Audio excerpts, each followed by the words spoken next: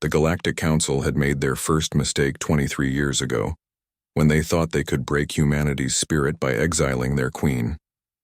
Their second mistake was believing she would stay gone. Admiral Zektar of the Hegemony Fleet watched through the bridge's crystalline viewport as the human armada emerged from hyperspace. The sight should have been impossible.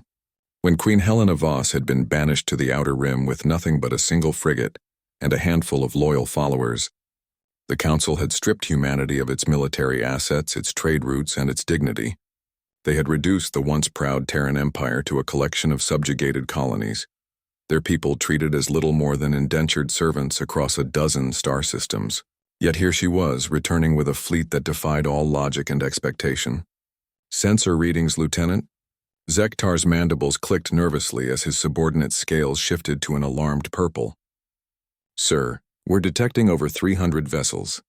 The energy signatures. They're unlike anything in our databases. Some appear to be of human origin but heavily modified. Others..." The lieutenant's voice trailed off in confusion. "Others don't match any known galactic civilizations." Through the vast expanse of space, the human fleet spread like a plague of stars. At its heart flew the Vindication, a massive dreadnought that bore the crimson and gold banners of the old Terran Empire, but its hull gleamed with technologies that seemed to bend light itself around its edges. Flanking it were vessels that the Council's intelligence networks had never catalogued. Sleek ships with organic curves that pulsed with bioluminescent patterns, angular craft that seemed to phase in and out of visible spectrum, and massive carriers whose hangars disgorged fighters that moved like living things through the void. Queen Helena Voss stood on her command deck, no longer the broken ruler who had been cast out in disgrace. Her once pristine uniform had been replaced by armor that told the story of 2 decades in exile, scarred metal plates inscribed with symbols from a dozen different worlds, a cape woven from the silk of the Andorian wastes, and a crown forged from the crystallized core of a dead star.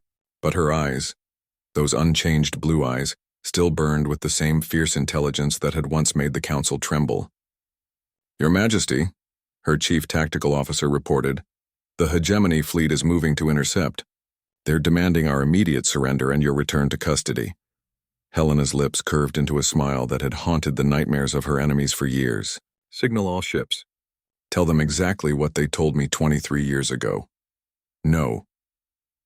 The battle that followed would be studied in military academies for centuries to come, not just for its tactical brilliance, but for the way it shattered every assumption the galactic powers had held about human limitations.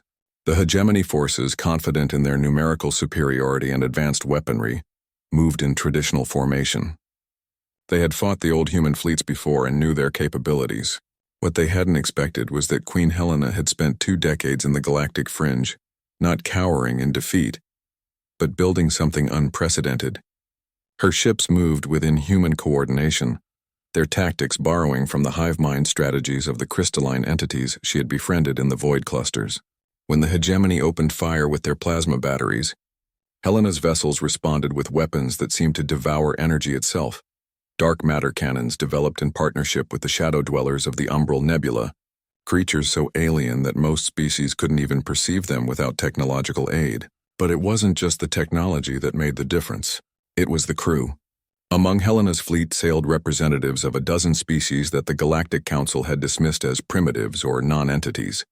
The energy beings of the Corona systems, the mechanical collectives from dead worlds beyond the galactic rim, and the ancient artificial intelligences that had been slumbering in derelict ships for millennia. Helena had done what no galactic leader had ever thought possible. She had united the unwanted, the forgotten, and the dismissed into a force that made the established powers look like children playing with toys. As the Hegemony flagship erupted in brilliant flame, Admiral Zektar transmitted his final message. "How? We destroyed your infrastructure, your shipyards, your very civilization." Helena's response echoed across every frequency, broadcast to every ship in both fleets. "You destroyed what you could see." But humanity's greatest strength was never our ships or our worlds. It was our refusal to accept that anything is impossible. Within 3 hours, the Hegemony fleet was scattered. Within 6, Helena's forces had established orbital control over the capital world of New Geneva. the seat of human government that had been occupied by council forces for over 2 decades. The human colonists who had lived under alien rule looked up at the sky to see their banners flying once again, but now they flew alongside the flags of allies their people had never imagined. The exiled queen had returned not just with vengeance, but with proof of humanity's greatest talent, the ability to find hope in the darkest places and forge alliance from impossibility.